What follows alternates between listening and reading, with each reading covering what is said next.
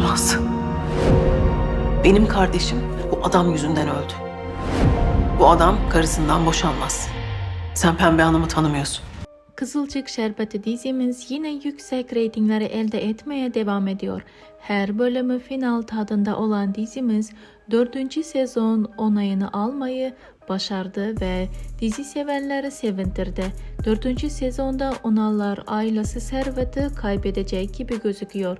Peki bu konuda sizler neler düşünüyorsunuz? Fikirlerinizi yorumlar kısmında yazarsanız çok sevinirim. Mary son bölümde ilişkiye yelken açarken ama sonu hüsran olacak.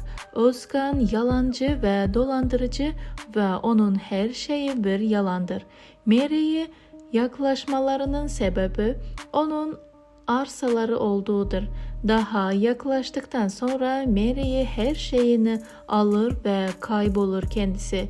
Mary çok üzülecek. Öte yanda ise yine erkek karakter diziye dahil oluyor. Kerem Alışık diziye dahil olduktan sonra Pembe ile yaklaşacağı söyleniyor.